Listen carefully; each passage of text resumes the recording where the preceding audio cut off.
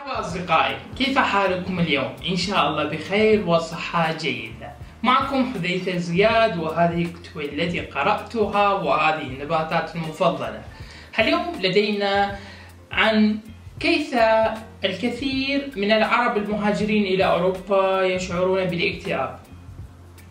السبب الرئيسي لأنهم لم يغيروا نمط حياتهم بأي شكل. يعني الألمان أيضا يصابون بالاكتئاب، لكن لمنع حدوث ذلك تجدهم سويا بالمسابح والمعارض والنشاطات الترفيهية بالجبال، ويتنزهون وبكل مكان فيه طبيعة. على الدراجات يسبحون ويركضون ويمارسون أنواع مختلفة من الرياضة.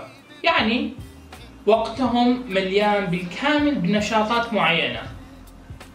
في الثقافة العربية عندنا النشاطات الاجتماعية الوحيدة هو زيارة الأقرباء، وهذا فقر بعض العوائل العرب بسبب الهجرة، ولكن لم يستبدلوها بنشاطات أخرى. حتى الصلاة بالجماعة يفقدها كثيرين، وهي مهمة في محاربة الاكتئاب.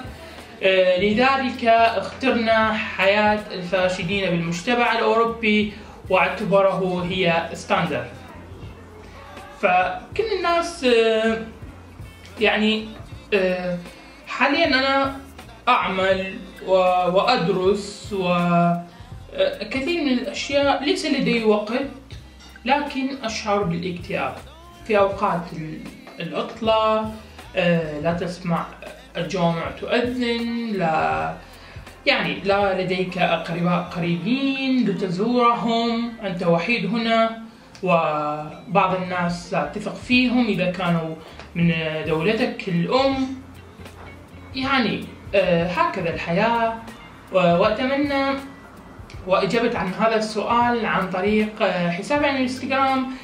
لقد شخص كتبه لي وسألت المتابعين وكتبوا لي بعض الأسئلة، وأعمل هذه الأسئلة على حلقات على اليوتيوب. وأتمنى لكم التوفيق الدائم، ومع السلامة.